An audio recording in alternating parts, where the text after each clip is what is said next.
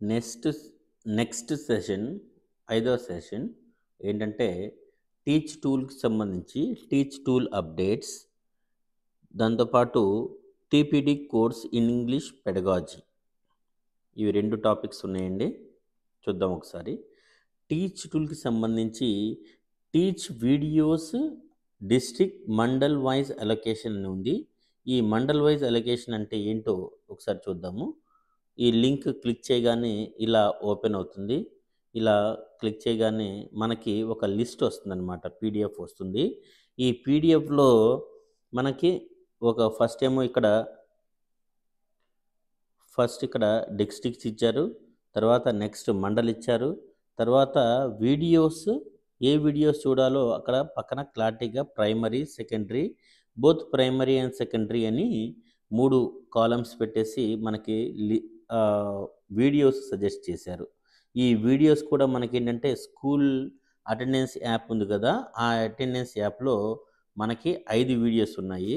ఆ 5 వీడియోస్కి సంబంధించిన టైటిల్స్ ఏవి: teach videos for the teachers observed in the year academic year 2022-23 as part of the project supporting Andhra's learning transformation SALT, undertaken by the government of Andhra Pradesh with support from the World Bank. The teach tool observation was done in the year 22-23. Based on the observations completed, supporting learning material teach tool videos is created for the teachers. మన కోసమని ఈ వీడియోస్ని create చేశారు. All the teachers observed are requested to watch the teach tool videos mention against their respective mandal. అంటే డిస్టిక్లో మీ మండల్ పేరు చూసుకుని దాంట్లో మీరు ప్రైమరీ అయితే ప్రైమరీ, సెకండరీ అయితే సెకండరీ, 2 క్లాసెస్ టీచ్ చేసే వాళ్ళైతే బోత్ ప్రైమరీ అండ్ సెకండరీ ఆ వీడియోస్ని మనం చూడాలన్నమాట. Please note that this is a mandatory exercise. కాబట్టి ఇది చాలా చాలా ఇంపార్టెంట్ ఎక్సర్సైజ్ అని మనం గమనించాలి. అంటే ఇప్పుడు మనం ఈ పీడిఎఫ్ మన అందరి దగ్గర ఉంది కాబట్టి దీంట్లో మన డిస్ట్రిక్ట్ చూసుకుంటాము. ఆ డిస్ట్రిక్ట్ పక్కనే మనం మండల్ చూసుకుంటాము. ఆ మండల్ పక్కనే మనం చూడాల్సిన వీడియోస్ ప్రైమరీ అయితే ప్రైమరీ, సెకండరీ అయితే సెకండరీ ఆ మండల్ చూస్తాము. తర్వాత ఆ వీడియోస్ని మనం అటెండెన్స్ యాప్లో మనం అబ్జర్వ్ చేస్తాం అన్నమాట. ఫర్ ఎగ్జాంపుల్ మాదే చూద్దాము. పల్నాడు డిస్టిక్లో నాదెండ్ల మండల్లో ఇక్కడ ఇప్పుడు టాప్లో కనిపిస్తుంది చూడండి. పల్నాడులో నాదెండ్లో లెసన్ ఫెసిలిటేషన్ అని ఉంది. అంటే ప్రైమరీలో లెసన్ ఫెసిలిటేషన్ వీడియో చూడమని చెప్తున్నారు. సెకండరీలో చెక్ ఫర్ అండర్స్టాండింగ్ చూడమని చెప్తున్నారు. ఇద్దరు కలిసి చూడాల్సిన వీడియో ఏంటి? Teach tool over view. అంటే టీచ్ టూల్ ఓవర్ వ్యూ అనేది అందరికీ కామన్ అనమాట. నేను ప్రైమరీ కాబట్టి లెసన్ ఫెసిలిటేషన్ అనేది నేను చూడాలి, టీచ్ టూల్ ఓవర్ వ్యూ కూడా నేను చూడాలి. కాబట్టి ఈ వీడియోస్ అన్నీ కూడా మనం దీంట్లో ఈ వీడియోలో చిన్న చిన్న క్లిప్స్ 7 minutes 8 minutes క్లిప్స్ అన్నీ కూడా 5 క్లిప్స్ దీంట్లో ఇంక్లూడ్ చేస్తున్నాను. ఈ 5 క్లిప్స్లో మనం చూడాల్సిన ఆ ఒక 2 కానీ 3 కానీ ఆ వీడియోస్ మనం చూసి మిగతావి స్కిప్ చేయొచ్చు. ప్రస్తుతానికైతే ఈ కాంప్లెక్స్ మీటింగ్స్లో స్కిప్ చేయొచ్చు.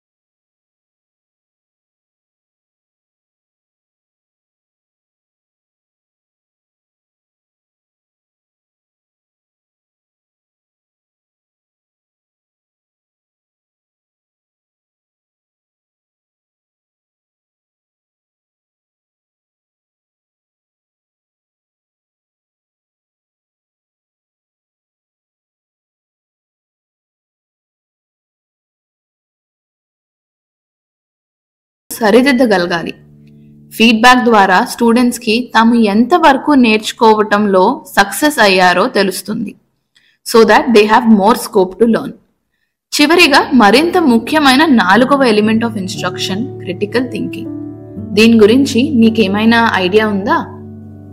క్రిటికల్ థింకింగ్ అంటే నాకు తెలిసి స్టూడెంట్ ఒక టాపిక్ని టెక్స్ట్ బుక్ నుండి నేర్చుకునే ముందు అసలు అది నేర్చుకోవడం ఎందుకు ఇంపార్టెంట్, నేర్చుకున్న టాపిక్ వారికి ఎక్కడ ఎలా ఉపయోగపడుతుంది, అసలు దీని రిజల్ట్ ఏంటి, ఆ రిజల్ట్ నిజమా కాదా అని ఆలోచించడమే క్రిటికల్ థింకింగ్ అనుకుంటున్నా.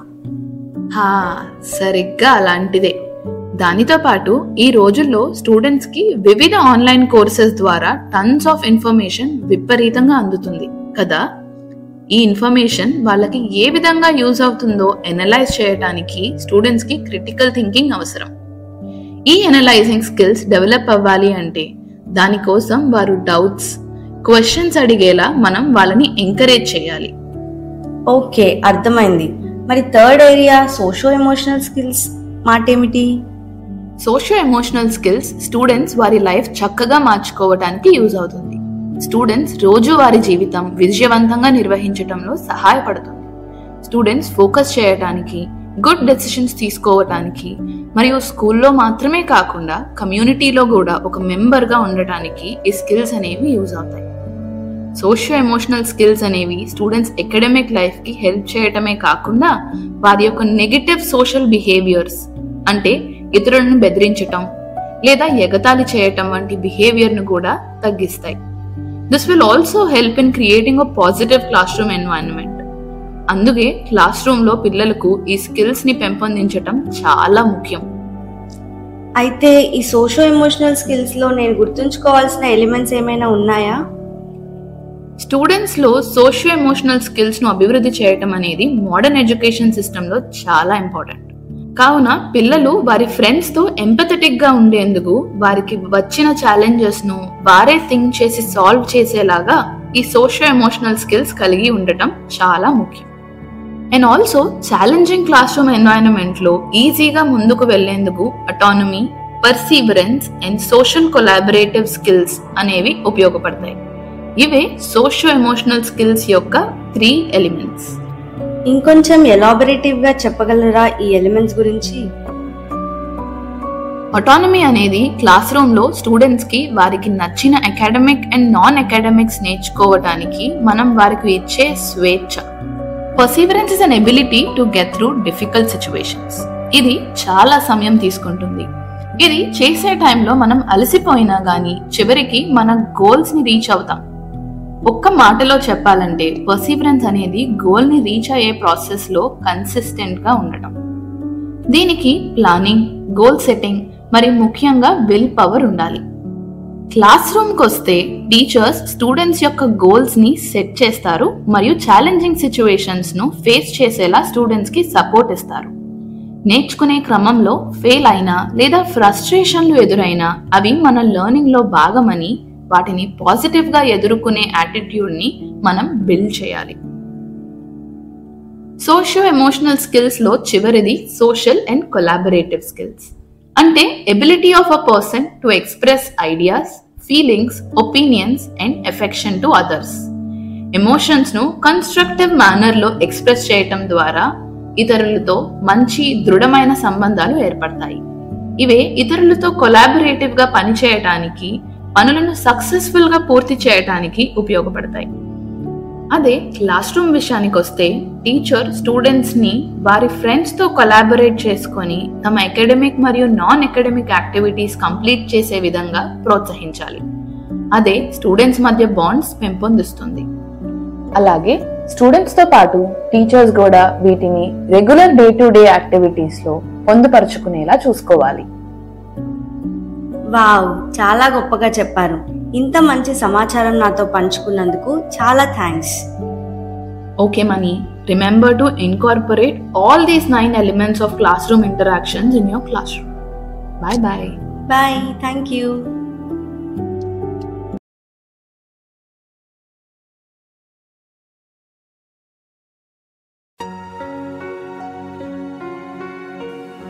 వెల్కమ్. ఈరోజు మనం ఈ వీడియోలో థింక్ అలౌడ్ అనే స్ట్రాటజీ గురించి తెలుసుకుందాం. ఫస్ట్, థింకింగ్ అలౌడ్ స్ట్రాటజీ అసలు ఎందుకు ఇంపార్టెంట్ అనే విషయాన్ని చూద్దాం. Thinking allowed, also known as thinking out loud, teacher చెప్పే ఇన్స్ట్రక్షన్స్ని స్టూడెంట్స్ కాంప్రిహెండ్ చేసుకోవడానికి, అంటే టీచర్ యొక్క థాట్స్ని స్టూడెంట్స్ గ్రహించి ఫాలో అయ్యేలా ఉపయోగపడుతుంది. ఈ స్ట్రాటజీ ద్వారా స్టూడెంట్స్కి ఏదైనా కాన్సెప్ట్ని ఎలా అప్రోచ్ అవ్వాలి, థింకింగ్ ప్రాసెస్ ఎలా ఉండాలి అనే విషయం అర్థమవుతుంది. Now let's try and understand more about what thinking allowed is. Thinking allowed is a teaching strategy. ఒక వ్యక్తి ఎగ్జాక్ట్గా ఏం ఆలోచిస్తున్నారో చెప్పే ప్రాసెస్ని థింకింగ్ అలౌడ్ అని అంటాము. ఈ స్ట్రాటజీని టీచర్స్ ఒక ప్రాసెస్, స్కిల్, కాన్సెప్ట్ ఎక్స్ప్లెయిన్ చేయడానికి యూజ్ చేయొచ్చు. మరి థింకింగ్ అలౌడ్ ఏ విధంగా యూజ్ చేయాలి? దీని గురించి అర్థం చేసుకోవడానికి మిస్ లత యొక్క టీచింగ్ స్ట్రాటజీని అబ్జర్వ్ చేద్దాం. లత తన క్లాస్ 4 స్టూడెంట్స్తో ఈ కింద ఇచ్చిన క్వశ్చన్ని ఆన్సర్ చేయించాలి అని అనుకుంటుంది. Are humans herbivores, carnivores or omnivores? లతకి ఈ క్వశ్చన్ 3 స్టెప్స్లో ఆన్సర్ చేయొచ్చు అని అనిపించింది. స్టెప్ 1లో హెర్బివోర్స్, కార్నివోర్స్ అండ్ ఆమ్నివోర్స్ అంటే ఏంటో గుర్తు చేసుకోవడం. స్టెప్ 2లో హ్యూమన్స్ ఏం ఫుడ్ తింటారో ఆలోచించడం. స్టెప్ 3లో ఫైనల్గా హ్యూమన్స్ హెర్బివోర్స్ కిందికి వస్తారో, కార్నివోర్స్ ఆర్ ఆమ్నివోర్స్ కిందికి వస్తారో ఐడెంటిఫై చేయడం. We know that herbivores are plant eating animals, right? And what are carnivores? Carnivores eat meat or flesh. And we also know this, omnivores eat both plants and animals. ఇక్కడ Latha herbivores, carnivores and omnivores అంటే ఏంటో చూశారు. So we have completed step 1. Next step 2. Let's see how Latha identifies what humans eat. Latha తన క్లాస్లో think allowed strategy use చేసి ఈ step answer చేస్తున్నారు. ఈ స్ట్రాటజీని కేర్ఫుల్గా అబ్జర్వ్ చేయండి. Will find out what humans eat. Humans అంటే ఎవరు? మనమే కదా. మనం ఏం తింటాం? Vegetables, fruits, nuts, rice, dal, lot of things, right? అంతేనా? ఇంకేమైనా తింటామా? వాటితో పాటు మనం ఎగ్స్, చికెన్, మటన్, ఫిష్ ఇంకా తింటాం కదా. అవన్నీ vegetables, nuts, fruits, rice, dal ఇవన్నీ దేని కిందకి వస్తాయి? ప్లాంట్స్ కదా. అవన్నీ plants. And what are this chicken, mutton, eggs, fish? These comes under animals. Step 2 చేసే టైంలో లత ఏం చేశారు? థింక్ అలౌడ్ స్ట్రాటజీ యూజ్ చేసి హ్యూమన్స్ ఏం ఫుడ్ తింటారు అని ఐడెంటిఫై చేశారు. ఇప్పుడు మనం ఒకసారి లత స్టెప్ 2లో ఏ విధంగా తన థింకింగ్ ప్రాసెస్ని స్టూడెంట్స్కి అర్థం అవ్వడానికి ఎలా బ్రేక్ చేశారో చూద్దాం. ఫస్ట్, హ్యూమన్స్ వెజిటేబుల్స్ తింటారు అని ఐడెంటిఫై చేశారు. సెకండ్, హ్యూమన్స్ వెజిటేబుల్స్తో పాటు ఎగ్స్ అండ్ మీట్ ఐటమ్స్ కూడా తింటారు అని ఐడెంటిఫై చేశారు. థర్డ్, హ్యూమన్స్ ఏ కేటగిరీలో వస్తుందో ఆలోచించారు. Step 3 will find out whether humans are herbivores, carnivores or omnivores. So we know that humans eat both plants and animals. So ఇందులో ఏం కేటగిరీ కిందకి వస్తాం? Right, we are omnivores. Step 3లో లత ఫైనల్గా హ్యూమన్స్ ఆమ్నివోర్స్ కిందికి వస్తారు అని ఐడెంటిఫై చేశారు. థింకింగ్ అలౌడ్ అనేది మనం చూసిన ఎన్వైరన్మెంటల్ సైన్స్ సబ్జెక్ట్కి ఒకదానికే పరిమితం కాకుండా ఈ స్ట్రాటజీని ఏ సబ్జెక్ట్లో అయినా across all the grades use చేయొచ్చు. ఇప్పుడు మనం 2 సెనారియోస్ చూద్దాం. ఈ 2 సెనారియోస్లో కూడా ఒక వ్యక్తి ఇంగ్లీష్ సెంటెన్సెస్ ఎలా ఫామ్ చేయాలో చెప్తారు. 2 సెనారియోస్కి ఉన్న డిఫరెన్సెస్ ఐడెంటిఫై చేసి ఏ సెనారియో థింకింగ్ అలౌడ్ కిందికి వస్తుందో ఐడెంటిఫై చేయండి. Scenario A. Riding Rajesh is a bicycle. ఇదొక సెంటెన్స్ లాగా అనిపించట్లేదు నాకు. సో సెంటెన్స్లో రావాలంటే ఏం చేయాలి? సెంటెన్స్ స్ట్రక్చర్ వచ్చేసి subject plus verb plus object. So ఇక్కడ ఉన్న ఈ జంబుల్డ్ వర్డ్స్ని నేను ప్రాపర్గా ఒక సెంటెన్స్లో రాస్తాను అనమాట. Rajesh is riding a bicycle. Rajesh is riding a bicycle. Rajesh ఒక బైసైకిల్ నడుపుతున్నాడు అని దీని అర్థం. ఈ విధంగా మీరు మీ టెక్స్ట్ బుక్స్ లో ఉన్న యాక్టివిటీని కంప్లీట్ చేయండి.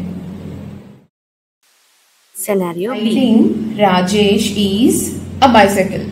ఇది ఒక సెంటెన్స్ లా అనిపించట్లేదు నాకు. ఇది చదివితే నాకు దీనికి ఏమి అర్థం అవ్వట్లేదు. సో ఇప్పుడు దీన్ని నేను సెంటెన్స్ లో ఎలా మార్చాలి? సెంటెన్స్ అంటే ఒక ఫార్మాట్ లో ఉంటుంది. అదేమో subject plus verb plus object. ఈ పైన ఉన్నది అలా లేదు. సో దీనిలో ఎలా చేంజ్ చేయాలి? సబ్జెక్ట్ అంటేనేమో ఎవరైతే ఒక పనిని చేస్తున్నారో, లేకపోతే హూ ఈస్ ద డూవర్ అనేది మనం సబ్జెక్ట్ అని అనుకున్నాము. సో సబ్జెక్ట్ ఇక్కడ వచ్చేసి రాజేష్, ఒక వ్యక్తి అన్నమాట. So Rajesh is. Now riding అనేది ఒక యాక్షన్, వర్బ్ అంటే ఒక క్రియ కాబట్టి ఇది ఒక క్రియ జరుపుతున్నాడు. ఆ క్రియ ఏంటి? Riding. So is riding,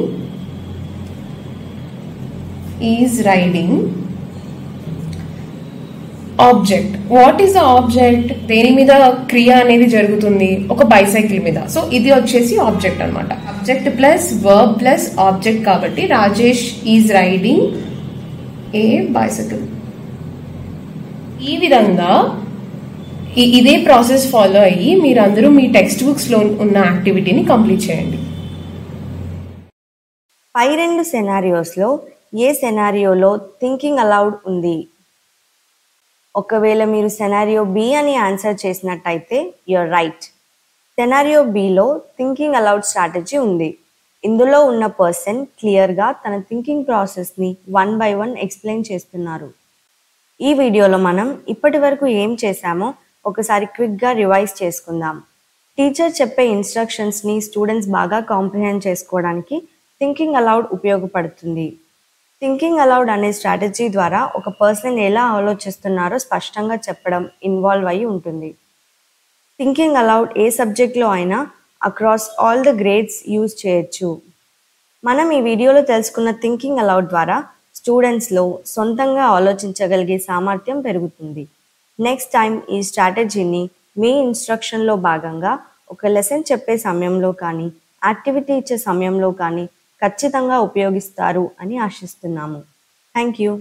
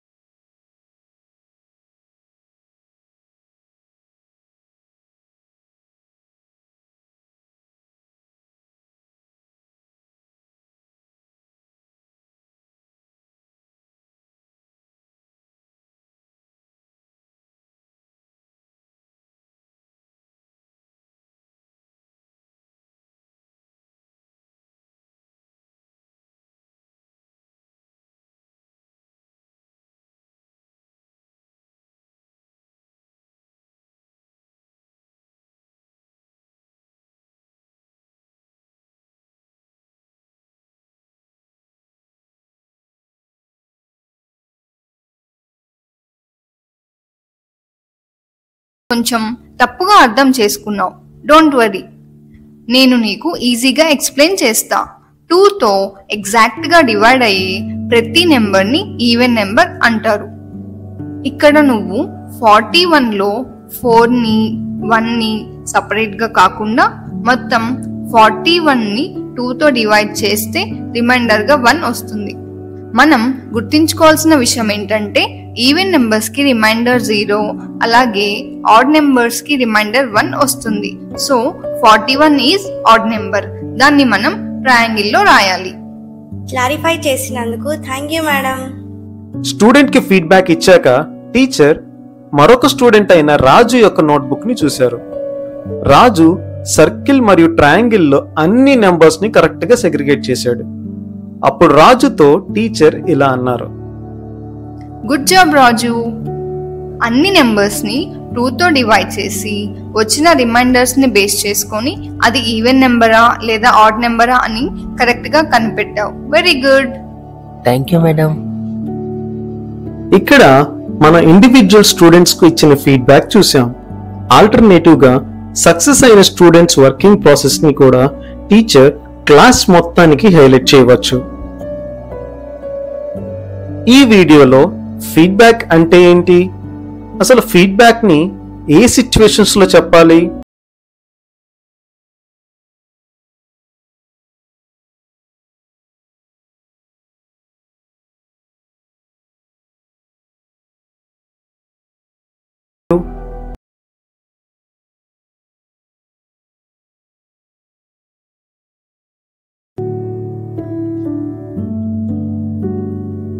hello teachers, అందరికీ నమస్కారం. ఈ రోజు మనం క్లాస్ రూమ్ లో ఓపెన్ ఎండెడ్ క్వశ్చన్స్ ద్వారా క్రిటికల్ థింకింగ్ ని ఎలా పెంపొందించాలో చూద్దాం. ఇప్పుడు నేను మీకు ఒక ఎగ్జాంపుల్ ఇస్తాను. In which direction does the sun rise? ఒకసారి ఆలోచించండి. East is the only answer to this question. ఇప్పుడు నేను ఇంకొక ఎగ్జాంపుల్ ఇస్తాను. What are the benefits of sunlight? ఒకసారి ఆలోచించండి. ఒక సింగిల్ వర్డ్ లో ఈ క్వశ్చన్ కి ఆన్సర్ చేయలేము. ఎందుకంటే సన్లైట్ ప్లాంట్స్ గ్రో అవ్వడానికి, మన క్లాత్స్ డ్రై అవ్వడానికి, మనల్ని హెల్తీగా ఉంచడానికి మరియు సోలార్ ప్యానెల్స్ ద్వారా ఎనర్జీ జనరేట్ చేయడం వంటి మరెన్నో బెనిఫిట్స్ ఉంటాయి.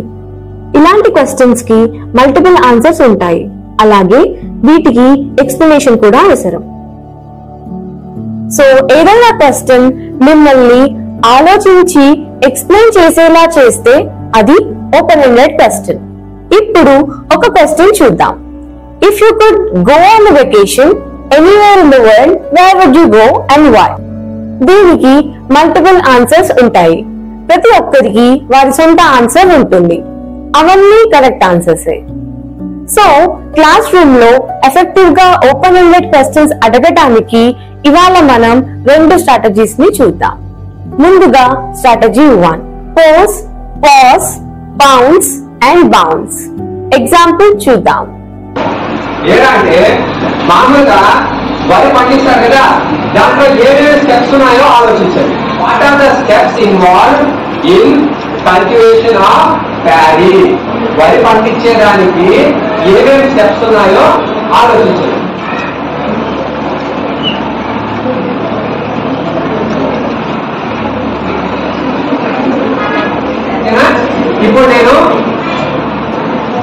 ఇప్పుడు నేను అడగతాను, ఎవరు అడగతానో వాళ్ళు మాత్రమే సమాధానం చెప్పాలి. ఓకేనా? ఓకే, నువ్వు స్టార్ట్ చేయి. నువ్వు చెప్పినాడు నీకు, నువ్వు చెప్పు, నువ్వు స్టార్ట్ చేయి. అంటే ఎదురు వేస్తారు. Very good. అవునా? పంట పండించేదానికి, వరి పంట బాగా పండించేదాని కోసం ఏం వేస్తారంటే ఎదురు వేస్తారు అని చెప్పారు. అవునా లేదా? కరెక్టేనా? Very good. సరే, దానికన్నా ముందు పెరిగేదాని కోసం వరి ఎదురు వేస్తారు, బాగానే ఉంది. ఇంకా దాంతో పాటు ఇంకేదైనా డిఫరెంట్ ఏదైనా ఉందా? ఇంకో పాయింట్ ఏదైనా చెప్పాలి. ఏదైనా ఎవరు చెప్తారు? నువ్వు చెప్తావా? చెప్పు. Very good. నేను తన చెప్పేది ఏం చెప్తానంటే ఫస్ట్ ఏం చేస్తానంట, పొలాన్ని దుక్కుతానంట. అవునా లేదా? డిఫరెంట్ గానే ఉందా లేదా? తను చెప్పింది, తన చెప్పిన దానికన్నా కింద చెప్పింది, డిఫరెంట్ గా చెప్పింది. Very good. ఇప్పుడు మీరు ఈ వీడియో చూశారు కదా. ఈ వీడియోలో ఏం జరిగింది? టీచర్ ఒక క్వశ్చన్ తో స్టార్ట్ చేశారు. Now the first thing is the pose.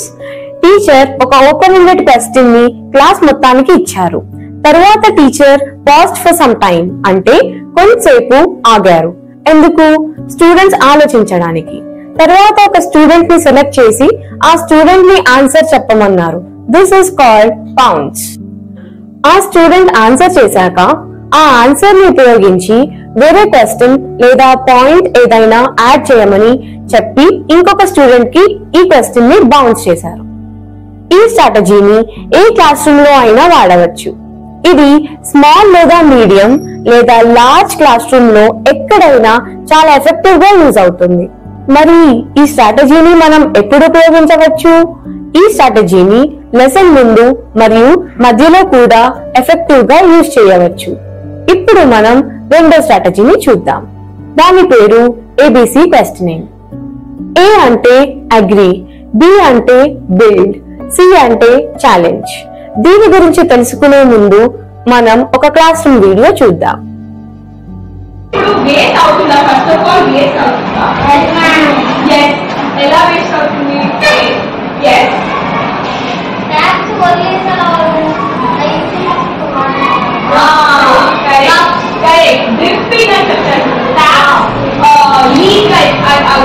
అది వాటర్ వేస్ట్ అవుతుంది. ఓకే, వాటర్ వేస్ట్ అవుతుంది. Yes. How does water get wasted? Car wash. Okay. Clean చేసుకుంటే సరిపోతుంది. Wash చేస్తే waste. Right, absolutely. ఎలా? మనకి క్లియర్ అవుతుంది. But ఆ వాటర్ ని ప్లాంట్స్ కోసం యూజ్ అవుతుంది. కాదు. Okay, right. ఎందుకంటే ఇప్పుడు మనం క్లీన్ చేస్తాం, దాంట్లో లిక్విడ్ కలిసి కెమికల్స్ దీనికి సర్వ్ అయ్యి ఓకే, గాట్ ఇట్. సో ఈ థింగ్ ఆ వాటర్ మేము ప్లాంట్స్ పెడితే ఆ కెమికల్స్ అన్ని ప్లాంట్స్ రూట్స్ నుంచి లోపలికి వెళ్ళిపోతాయి. ఈ వీడియోలో అగ్రీ, బిల్డ్ అండ్ ఛాలెంజ్ ఎక్కడ జరిగిందో చూద్దాం. ఫస్ట్ టీచర్ క్వశ్చన్ అడిగినప్పుడు స్టూడెంట్స్ అందరూ అగ్రీ చేయడం మనం చూసాం.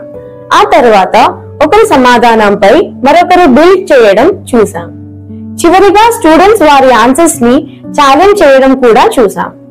ఇలా ఛాలెంజ్ చేస్తున్నప్పుడు యాజ్ ఎ టీచర్ గా దాన్ని ఒక పాజిటివ్ గా అలాగే కన్స్ట్రక్టివ్ గా ఉండేలాగా టీచర్ చూసుకోవాలి. మరి ఈ స్ట్రాటజీని ఎప్పుడు యూజ్ చేయవచ్చు?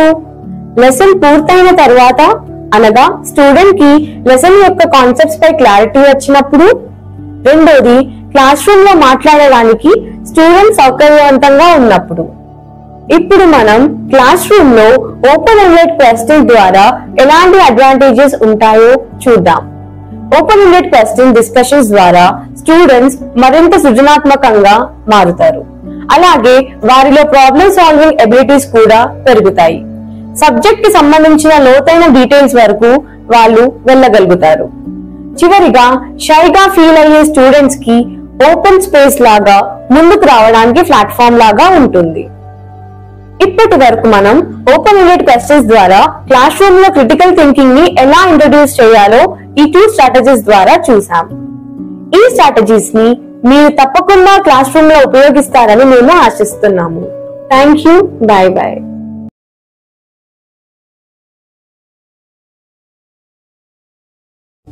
అందరికీ నమస్కారం. ఈ వీడియోలో మనం CFUs అంటే చెక్ ఫర్ అండర్స్టాండింగ్స్ గురించి తెలుసుకోబోతున్నాం.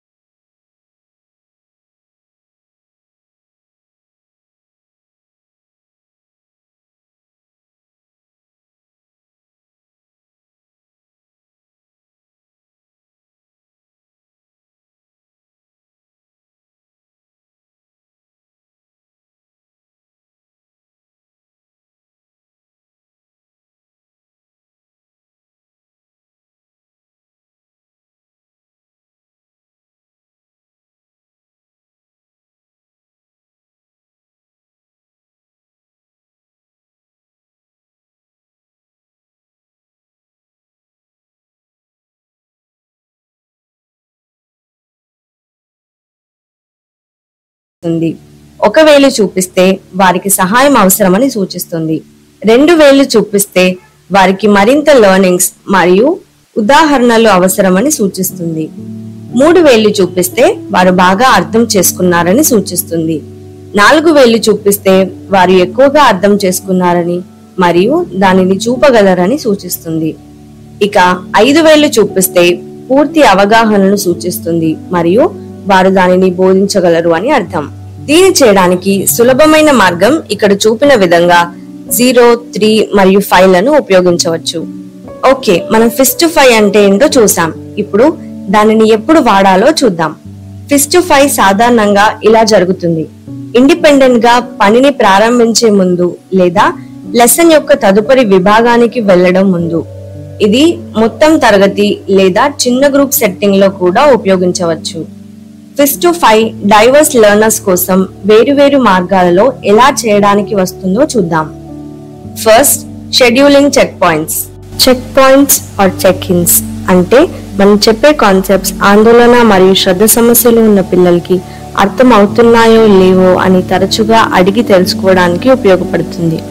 ఈ చెక్ పాయింట్స్ మనం క్లాస్ మధ్యలో మనం చెప్పే కాన్సెప్ట్స్ అర్థం అవుతున్నాయా లేదా, వాళ్ళకి ఏమైనా డౌట్స్ ఉన్నాయా, లేదంటే వాళ్ళు వేరే వాళ్ళకి ఎక్స్ప్లెయిన్ చేయగలరా అని క్విక్ గా చెక్ చేసుకోవడానికి యూజ్ చేయొచ్చు.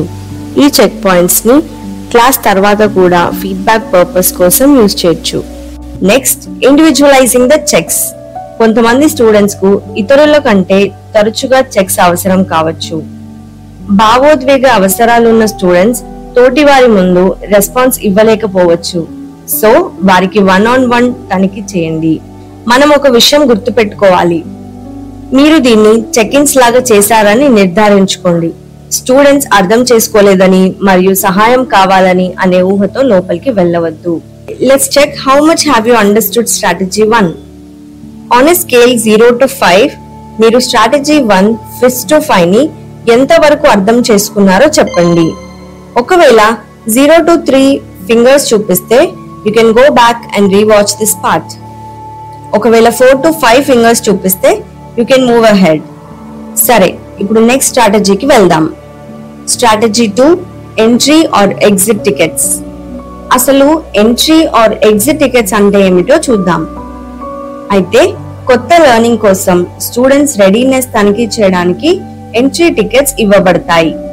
లెసన్ నుండి నేర్చుకున్న దాన్ని అంచనా వేయడానికి ఎగ్జిట్ టికెట్స్ ఇవ్వబడతాయి. ఎంట్రీ లేదా ఎగ్జిట్ టికెట్స్ మనం FL లో ఉపయోగించే ఎలాంటి ప్రశ్నల రూపంలోనైనా ఇవ్వవచ్చు, అనగా closed and open ended questions. Closed ended questions అంటే MCQలు, చెక్ లిస్ట్లు, fill in the blanks, name the following లాంటివి. Or it can be open ended questions అంటే informational, reflective, predictive, opinion etcetera. Okay, మనం ఎంట్రీ అండ్ ఎగ్జిట్ టికెట్స్ అంటే ఏంటో చూసాం. ఇప్పుడు దానిని ఎప్పుడు వాడాలో చూద్దాం. ఎంట్రీ లేదా ఎగ్జిట్ టికెట్లు సాధారణంగా లెసన్ చెప్పే ముందు లేదా లెసన్ ఆర్ యాక్టివిటీ తర్వాత ఇవ్వబడతాయి. ఇది తరగతి మొత్తానికి, చిన్న గ్రూప్స్ కి లేదా 1-on-1 స్టూడెంట్స్ లో కూడా ఉపయోగించవచ్చు. ఇప్పుడు ఈ స్ట్రాటజీని డైవర్స్ లెర్నర్స్ కోసం ఎలా డిఫరెన్షియేట్ చేయాలో చూద్దాం. డైవర్స్ లెర్నర్స్ కోసం టికెట్స్ యొక్క విభిన్న వర్షన్లను సృష్టించండి. సాధారణ లేదా అధునాతన, తక్కువ లేదా మరిన్ని ప్రశ్నలు రూపొందించవచ్చు. ప్రతిస్పందనల కోసం మల్టిపుల్ మోడ్స్ ఆఫ్ రెస్పాన్సెస్ అంటే రైటింగ్, ఓరల్ రెస్పాన్సెస్ లేదా విజువల్ రిప్రజెంటేషన్స్ లో కూడా ఇవ్వమని చెప్పొచ్చు. ఇప్పుడు ఒక యాక్టివిటీ చేద్దాం. ఎగ్జిట్ టికెట్ కి సమయం ఆసన్నమైంది. మనమందరం తదుపరి వ్యూహానికి వెళ్ళడానికి సిద్ధంగా ఉన్నామని చెక్ చేద్దాం. కింది స్టేట్మెంట్స్ లో లోపాలను గుర్తించండి మరియు కారణాలను చూపుతూ సరైన రెస్పాన్స్ రాయండి. యాక్టివిటీ లేదా లెసన్ తర్వాత ఆ లెసన్ నుండి స్టూడెంట్స్ నేర్చుకుంటున్న తీరును అంచనా వేయడానికి ఎంట్రీ టికెట్స్ ఇవ్వబడతాయి. విభిన్న లెర్నర్స్ కోసం ఎంట్రీ లేదా ఎగ్జిట్ టికెట్లను వేరు చేయడం సాధ్యం కాదు. ఇప్పుడు మనం ఆన్సర్స్ ని చూద్దాం. ఇప్పుడు స్టేట్మెంట్ 1 చూద్దాం. యాక్టివిటీ లేదా లెసన్ తర్వాత ఆ లెసన్ నుండి స్టూడెంట్స్ నేర్చుకుంటున్న తీరును అంచనా వేయడానికి ఎంట్రీ టికెట్స్ ఇవ్వబడవు.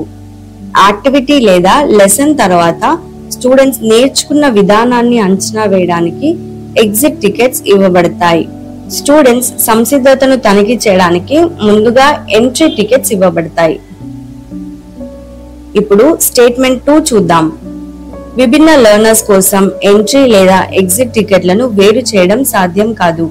విభిన్న లెర్నర్స్ కోసం ఎంట్రీ లేదా ఎగ్జిట్ టికెట్లను వేరు చేయవచ్చు. మనం ప్రస్తుతం చేసిన యాక్టివిటీ కేవలం ఎగ్జిట్ టికెట్ మాత్రమే కాదు, మరొక వ్యూహానికి ఉదాహరణ. ఆ వ్యూహం పేరు ఎర్రర్ కరెక్షన్. ఎర్రర్ కరెక్షన్ పై మరింత సమాచారం కోసం క్యూఆర్ కోడ్ ని స్కాన్ చేయండి. సరే టీచర్స్, ఇప్పుడు మనం ఈ అంశం ముగింపుకు వచ్చాము. మీ అందరి కోసం ఇదిగో ఎగ్జిట్ టికెట్.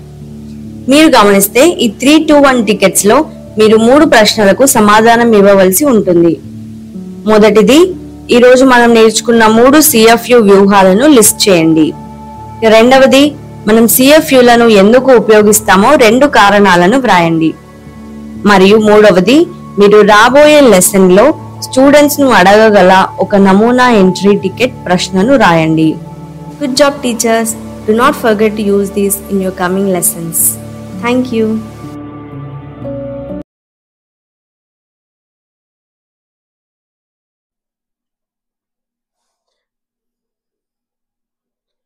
నెక్స్ట్ ఏంటంటే ఈ వీడియోస్ చూడడం అయిపోయిన తర్వాత టీపీడీ కోర్స్ ఇంగ్లీష్ పెడగాజీ అని ఉంది. ఇక్కడ సెషన్ నోట్స్ అని ఇచ్చారు. సెషన్ నోట్స్ ఇచ్చారు, తర్వాత సెషన్ ప్రెజెంటేషన్ ఇచ్చారు. సేమ్ సెషన్ నోట్స్ ఏంటంటే కాస్త ఇంకా డీటెయిల్గా మనకి అడిషనల్ ఇన్ఫర్మేషన్ ఇచ్చారు. మనం ప్రెజెంటేషన్ చూద్దాం. ఇక్కడ ఒక లింక్ ఉంది. ఆ లింక్ని క్లిక్ చేసిన తర్వాత ఆ లింక్ ఓపెన్ అవుతుంది.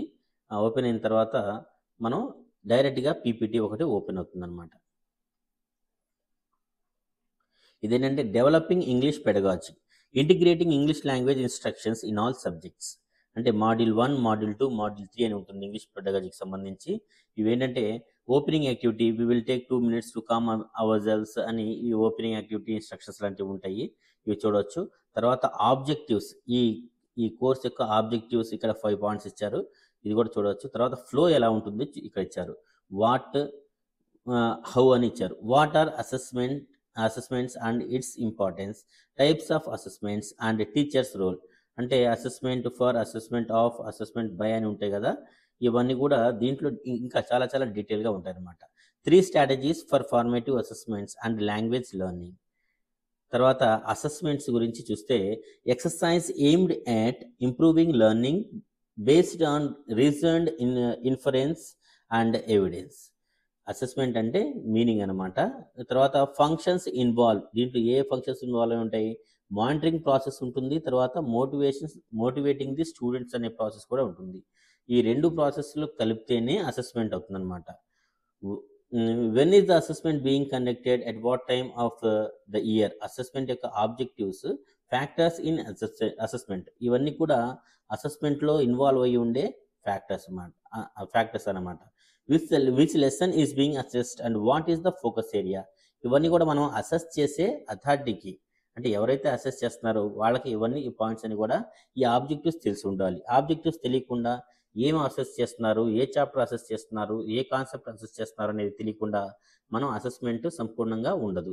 To which group is the assessment being conducted, ఏ గ్రూప్కి మనం అసెస్మెంట్ కండక్ట్ చేస్తున్నాం అనేది కూడా చాలా చాలా important. Why is the assessment being conducted, how is the grading done, ఎలా గ్రేడింగ్ చేసుకోవాలనేది కాన్సెప్ట్ కూడా ఉంటుంది. Are there any decisions to be taken based on grading, గ్రేడింగ్ని బేస్ చేసుకుని ఇంకేమైనా డెసిషన్స్ తీసుకునే అవకాశం ఉందా అనేది కూడా మనకు తెలియాలి. తర్వాత టైప్స్ ఏంటంటే assessment of learning, assessment for learning, assessment as learning, ఈ 3 టైప్స్ ఉంటాయి. వీటి యొక్క డీటెయిల్గా ఇక్కడ చూద్దాం. చూడండి, అసెస్మెంట్ ఆఫ్ లెర్నింగ్ అంటే ఏంటి? In assessment of learning the name it self suggest that an assessment is being connected of whatever has been learned. మొత్తం ఏదైతే నేర్చుకున్నామో వాటిపైన అసెస్మెంట్ అనమాట. When do we conduct such assessments, అలాంటి అసెస్మెంట్స్ మనం ఎప్పుడు పెడతాము? When you want to assess students learning of everything they have learned by the end of semester or year. ఒక semester కానీ ఒక ఇయర్ కానీ ఎండింగ్లో ఇంకా ఏం లేదు, ఇంకా నేర్చుకోవడానికి ఏం లేదు అనుకున్నప్పుడు అసెస్మెంట్ ఆఫ్ లెర్నింగ్ అంటారు. అంటే మొత్తం నేర్చుకుని అయిపోయిన తర్వాత, అంటే సెమిస్టర్ చివరిలో కానీ ఇయర్ చివరిలో కానీ జరిగే అసెస్మెంట్ని మనం ఏమంటాము? అసెస్మెంట్ ఆఫ్ లెర్నింగ్ అంటాం. అసెస్మెంట్ ఫర్ లెర్నింగ్ అంటే ఏంటో ఇప్పుడు చూద్దాం ఒకసారి. In assessment for learning the name it self suggest that an and assessments has been learned used for learning. Assessments act as an investigable tool to find out from students what they know, what they can do, what confusions, uh, uh, preconceptions uh, preconceptions or gaps they might have. వాళ్ళకి ఏం తెలుసు, వాళ్ళు ఏం చేయగలరు, తర్వాత వాళ్ళలో ఉన్న confusions ఏంటి, ప్రీ కాన్సెప్షన్స్ ఏంటి, ఆ గ్యాప్స్ ఏంటి, వాటిని ఓవర్కమ్ చేయాలంటే ఏం చేయాలి అనేది ఫర్ లెర్నింగ్ ప్రాసెస్ని హెల్ప్ చేయడానికి జరిగే అసెస్మెంట్ అనమాట. Here assessment act as a basis for providing descriptive feedback for students. ఒక స్టూడెంట్కి ఒక డిస్క్రిప్టివ్ పద్ధతిలో ఒక ఫీడ్బ్యాక్ ఇవ్వడానికి ఉపయోగపడే అసెస్మెంట్ ఫర్ లెర్నింగ్. అంటే ఇక్కడ లెర్నింగ్ కోసం అసెస్మెంట్ అనమాట. ఫర్ అంటే ఏంటి, కోసం అని. తర్వాత అసెస్మెంట్ యాజ్ లెర్నింగ్ అంటే ఏంటంటే the name suggest learning happens through assessments. Assessment జరుగుతున్నప్పుడే లెర్నింగ్ జరుగుతుంటే అసెస్మెంట్ యాజ్ లెర్నింగ్ అంటారు. త్రూ అనేది చాలా చాలా important. In this student act as their own assessors. అంటే లెర్నింగ్ జరుగుతుంది, అసెస్మెంట్ కూడా జరుగుతుంది. అంటే స్టూడెంట్స్ తమంతట తాముగానే అసెస్ చేసుకుంటారు. Students monitor their own learning. స్టూడెంట్సే తమంతట తామే వాళ్ళ యొక్క లెవెల్స్ని మానిటర్ చేసుకుంటారు. They ask questions and use a range of strategies to decide what they can do and how to use assessment for new learning. పిల్లలు తమంతట తామే క్వశ్చన్స్ వేసుకుంటుంటారు, న్యూ స్ట్రాటజీస్ యూజ్ చేసుకుంటుంటారు. ఈ విధంగా అసెస్మెంట్ యాజ్ లెర్నింగ్ అంటే పిల్లలు తమంతట తాముగానే అసెస్ చేసుకుంటూ, తమంతట తామే మానిటర్ చేసుకుంటూ, తమంతట తామే క్వశ్చన్స్ అడుగుతూ లెర్నింగ్ చేస్తూ ఉంటారు అనమాట. దీన్ని ఏమంటామంటే అసెస్మెంట్ యాజ్ లెర్నింగ్ అని అంటాం. ఈ విధంగా స్ట్రాటజీస్ ఫర్ ఫార్మేటివ్ అసెస్మెంట్ ఏంటో ఒకసారి చూద్దాము.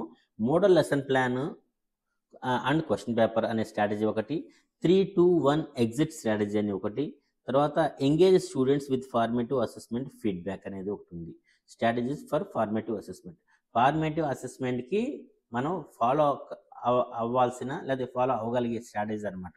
మనం యాక్చువల్గా ఫార్మేటివ్ అసెస్మెంట్ అంటే క్వశ్చన్ పేపరే మనం ఎక్కువగా మోడల్ లెసన్ మనం ఎక్కువగా ఉపయోగిస్తూ ఉంటాము. కాకపోతే డిఫరెంట్ టైప్స్ కూడా ఉన్నాయి. Difference between lesson plan and period plan. మనకి లెసన్ ప్లాన్కి పీరియడ్ ప్లాన్కి డిఫరెన్స్ కూడా మనకు తెలియాలి. లెసన్ ప్లాన్ ఏంటంటే ఎంటైర్ చాప్టర్ కోసం మనం ఒక లెసన్ ప్లాన్ తయారు చేస్తే, ఒక ప్లాన్ తయారు చేస్తే మనం దాన్ని లెసన్ ప్లాన్ అంటాము. ఇదేంటంటే మ్యాక్రో లెన్స్ ఫర్ ప్లానింగ్ అనమాట. ఇది ప్లానింగ్కి ఒక మ్యాక్రో లెవెల్లో అంటే ఏంటి, ఓవరాల్గా లెసన్ మొత్తానికి లెసన్ ప్లాన్ అనమాట.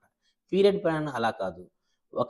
ఒక పీరియడ్లో 45 మినిట్స్ కానీ లేకపోతే 40+40 మినిట్స్ కానీ ఆ టైంలో మనం ఏం చేయాలి అనేది మనం ప్లాన్ తయారు చేసుకుంటాం. దాన్ని పీరియడ్ ప్లాన్ అంటే. పీరియడ్ ప్లాన్ మైక్రో లెవెల్లో అంటే మైక్రో లెన్స్ లాగా ఉపయోగపడతాయి అన్నమాట ప్లానింగ్కి. అంటే మ్యాక్రో లెవెల్లోనేమో లెసన్ ప్లాన్, మైక్రో లెవెల్లోనేమో పీరియడ్ ప్లాన్. అంటే పీరియడ్ ప్లాన్ ఆ పీరియడ్ వరకే ఉంటుంది. లెసన్ ప్లాన్ ఒక 20 పీరియడ్స్కి 30 పీరియడ్స్కి ఇవన్నీ కలిపి ఒకే ప్లాన్ తయారు చేసుకుంటే దాన్ని లెసన్ ప్లాన్ అంటాము. Now we will look at macro aspects, that is the lesson plan. Lesson plan ఏ విధంగా ఉంటుందో ఒకసారి చూద్దామని చెప్తున్నారు.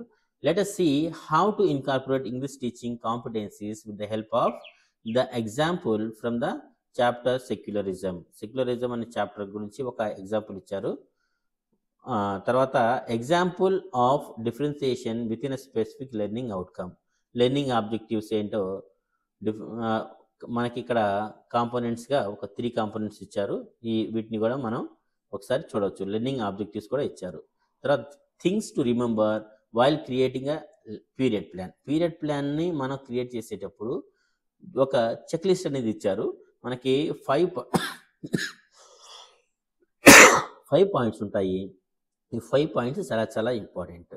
ఇవి ఒకసారి బ్రీఫ్గా వీడియోని పాజ్ చేసుకుంటూ ఈ 5 పాయింట్స్ చదువుకుంటూ మనం ముందుకు వెళ్ళవచ్చు. తర్వాత curation spaces in the class room that supports English language development.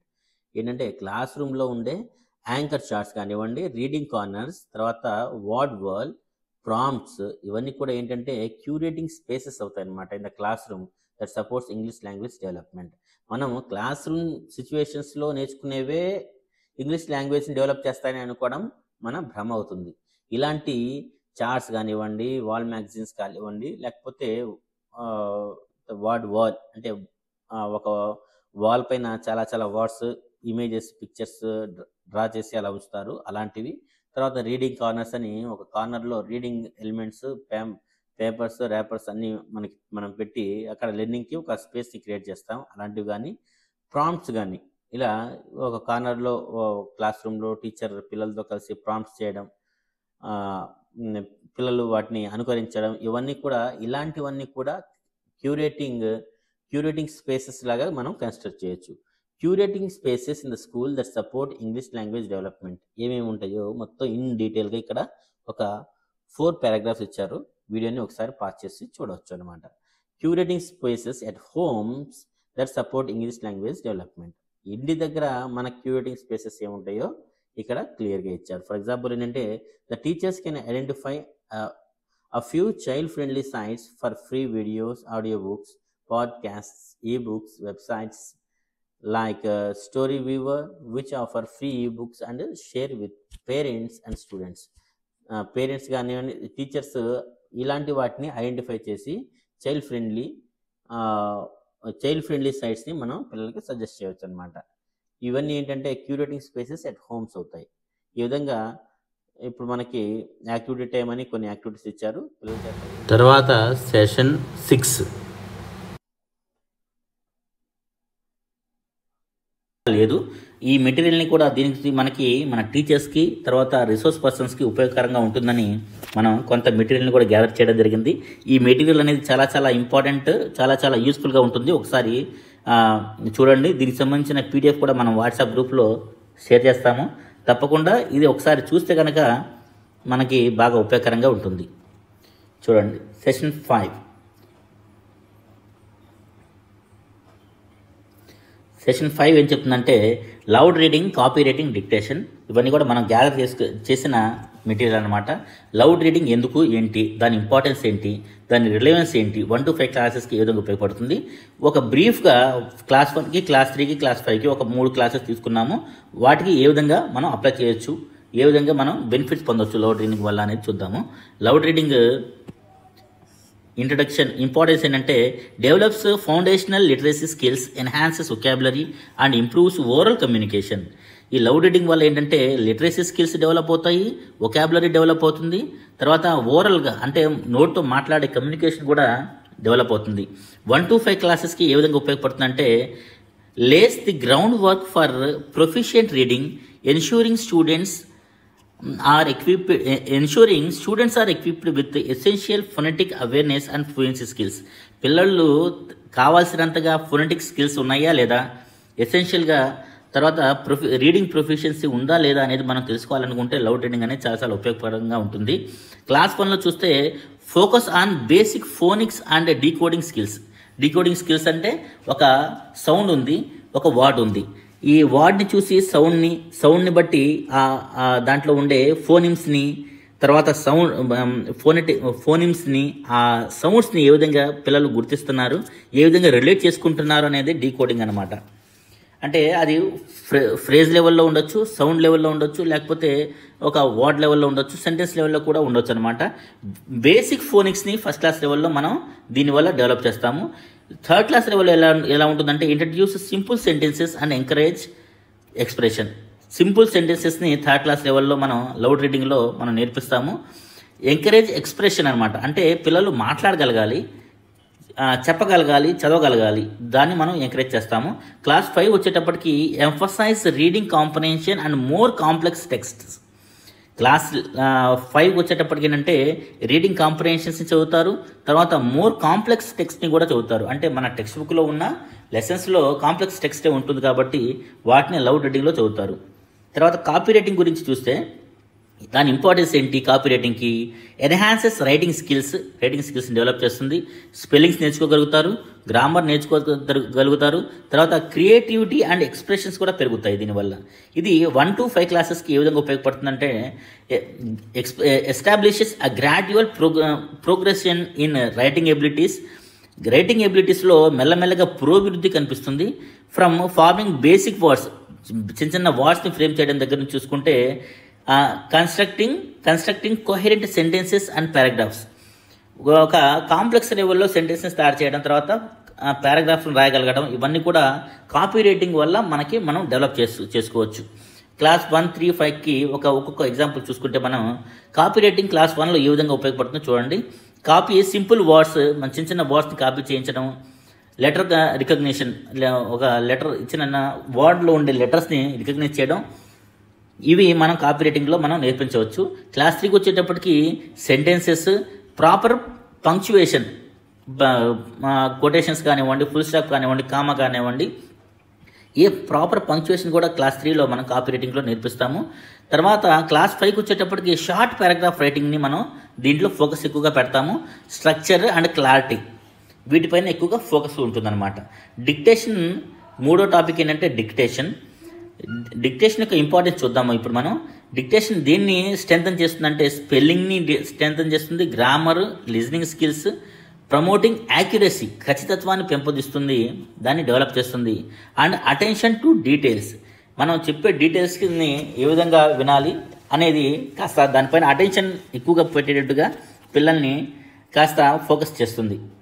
తర్వాత 1 to 5 క్లాసెస్కి ఇది ఏ విధంగా రిలవెంట్ అనేది చూద్దాము. Adapts to each grade level, starting with basic words and progressing to more complex sentences and instructions. Adapts to each grade level, starting with basic వర్డ్స్తో start చేసుకుని more complex sentences వరకు మనం డిక్టేషన్లో మనం పిల్లల్ని ముందుకు తీసుకెళ్ళవచ్చు. ఒక 2 ఎగ్జాంపుల్ చూద్దాము. ఫస్ట్ క్లాస్లో ఫెమిలియర్ వర్డ్స్ మనం ఏంటి, యాంట్, బిఎట్, బ్యాట్ లాంటివి డిక్టేషన్ చెప్పించవచ్చు. అలా పిల్లలకి తెలిసిన 3 letter words, 4 letter words, 5 letter words మెల్లమెల్లగా క్లాస్ బై క్లాస్ మనం పెంచుకుంటూ పోతాం అనమాట. క్లాస్ 3 వచ్చేటప్పటికి చిన్న చిన్న సెంటెన్సెస్ని కూడా మనం డిక్టేషన్ చెప్పవచ్చు. ప్రాపర్ గ్రామర్లో ఉండేటట్టుగా కూడా మనం సెంటెన్సెస్ని మనం నేర్పించవచ్చు అనమాట డిక్టేషన్తో. ఇది క్లాస్ 5 చూసుకుంటే longer sentences, passages, listening and comprehension సంబంధించినవి కూడా మనం డిక్టేషన్ చెప్పొచ్చు.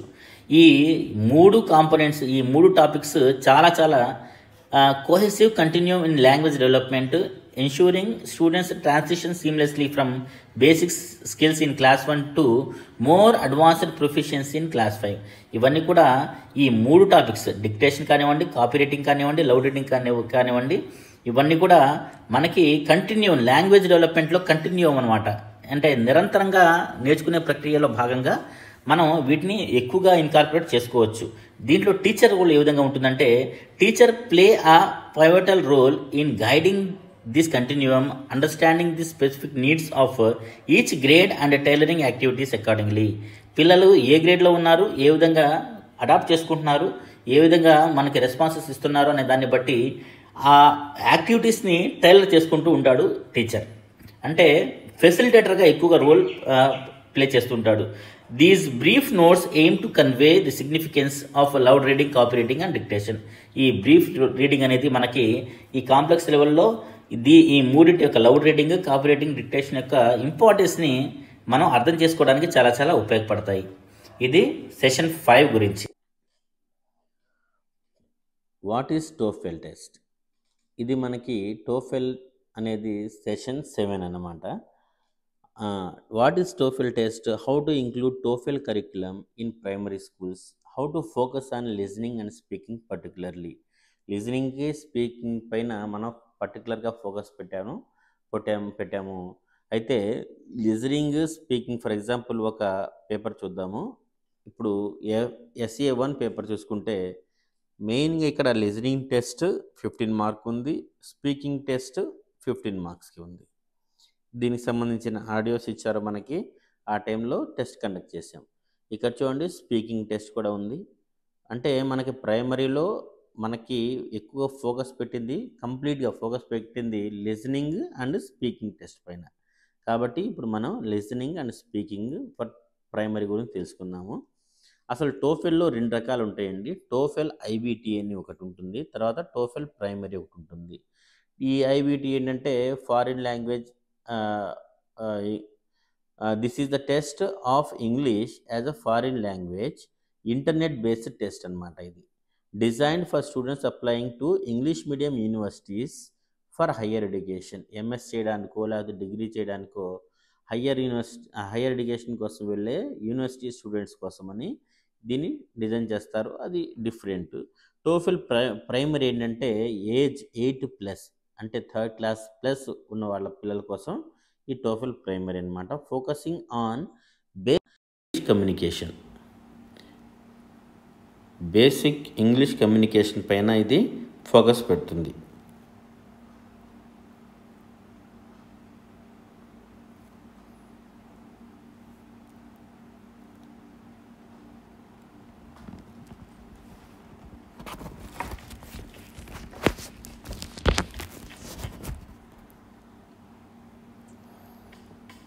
బేసిక్ ఇంగ్లీష్ పైన ఫోకస్ పెడుతుంది. ఇవేంటంటే రీడింగ్, లిజనింగ్ అండ్ స్పీకింగ్ అనేవి 3 కాన్సెప్ట్స్ ఉంటాయి, స్కిల్స్ ఉంటాయి. అవి 1 by 1 మనం ఒకసారి బ్రీఫ్గా చూసుకుంటూ వెళ్ళిపోదాం. Focusing on listening and speaking in primary schools. While the TOEFL primary already assesses these skills, incorporating specific strategies can amplify their development. For example listening skill గురించే చూద్దాము. Exposure, use authentic English audios like songs, children's podcasts, audio books, interactive audio lessons can boost engagement. ఇలాంటి వాటిని అన్నింటినీ మనం listening స్కిల్స్ని develop చేయడానికి ఉపయోగించుకోవచ్చు. తర్వాత కాంప్రహెన్షన్ యాక్టివిటీస్ కోసమని start with simple tasks like identifying keywords or matching sounds to పిక్చర్స్కి సౌండ్స్ని మ్యాచ్ చేయడం, ఇలాంటివి మనం కాంప్రహెన్షన్ యాక్టివిటీస్ కోసం ఉపయోగించుకోవచ్చు. Progress to asking questions about details, opinions or the main idea. తర్వాత ఇంటరాక్టివ్ లిజనింగ్ కోసం ఏంటంటే ఎంకరేజ్ చిల్డ్రన్ టు రిపీట్, మరలా రిపీట్ చేయడం. రెస్పాండ్ టు ప్రాంప్ట్స్, మనం చెప్పిన వాటికి రెస్పాండ్ అవ్వడం. Or participate in role play based on the audio. రకరకాల రోల్ ప్లేస్లో పిల్లల్ని పార్టిసిపేట్ చేసేటట్టుగా మనం చేయగలిగితే అది ఇంటరాక్టివ్ లిజనింగ్ వైపు పిల్లల్ని తీసుకెళ్తుంది. తర్వాత డిఫరెంట్ టెక్నాలజీస్ని కూడా మనం యూజ్ చేసుకోవచ్చు. Utilize language learning apps or online resources with listening activities and practice tests. Android యాప్స్లో మనకి చాలా రకాల టెక్నాలజీ మనకి అందుబాటులో ఉంది. ఆ టెక్నాలజీ ఫ్రీవి కూడా ఉన్నాయి, ఎక్కువగా పెయిడ్ కూడా ఉంటాయి. కాబట్టి మనం పిల్లలకి ఫ్రీవి ఉపయోగించుకునేట్టుగా మనం పిల్లల్ని కాస్త మోటివేట్ చేయవచ్చు అన్నమాట. స్పీకింగ్కి సంబంధించి క్రియేట్ ఆపర్చునిటీస్, రకరకాల వాతావరణాన్ని మనం క్రియేట్ చేయాలి.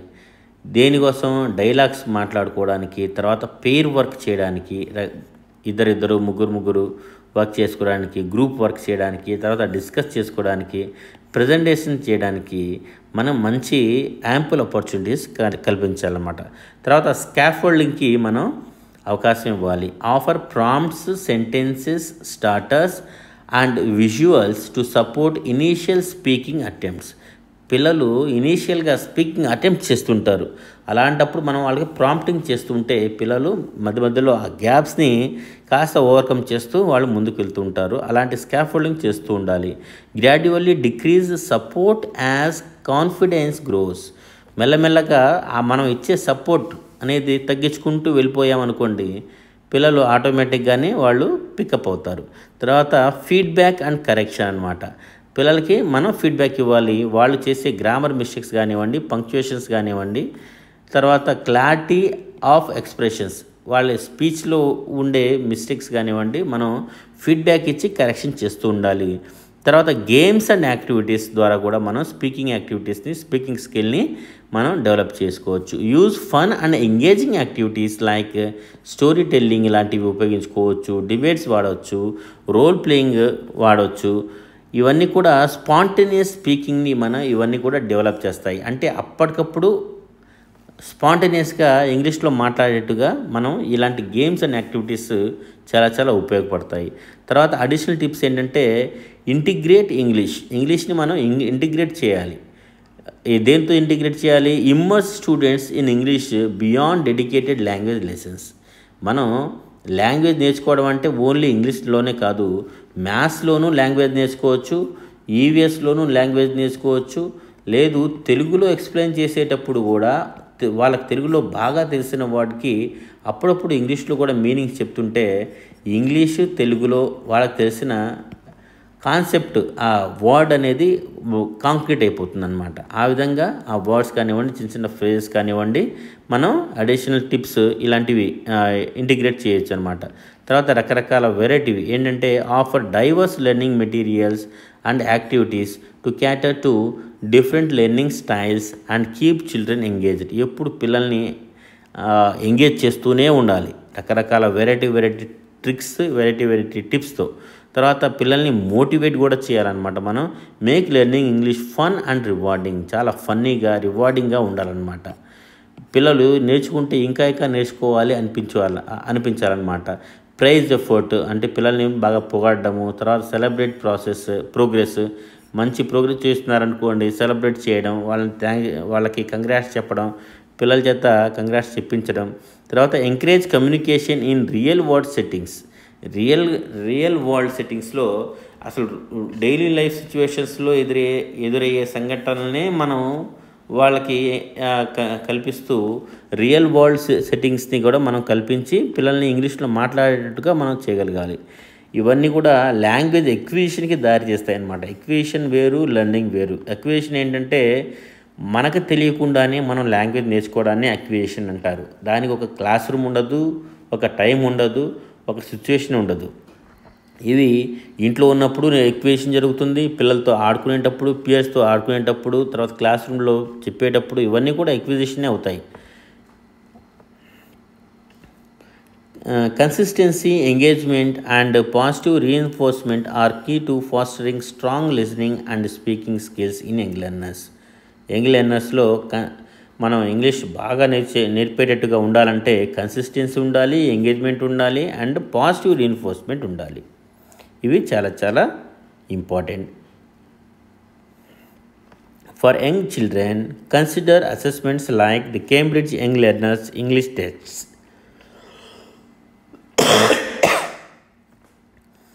డ్యూయలింగో ఇంగ్లీష్ యాప్ అని ఒకటి ఉంటుంది, అలాంటి వాటిని కూడా మనం యూజ్ చేసుకోవచ్చు. These tests use age appropriate formats and content while still providing valuable insights into language development. ఇలాంటివి ఇవేని కాదు, రకరకాల యాప్స్, రకరకాల వెబ్సైట్స్ మనకి 7ESL అని ఇలాంటివన్నీ కూడా చాలా యూస్ఫుల్గా ఉంటాయి.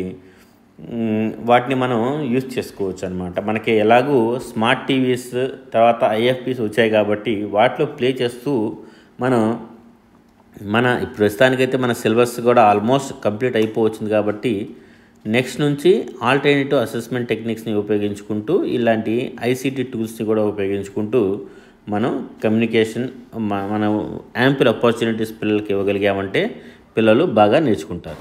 టోఫెల్కి సంబంధించిన అడిషనల్ ఇన్ఫర్మేషన్ ఇది.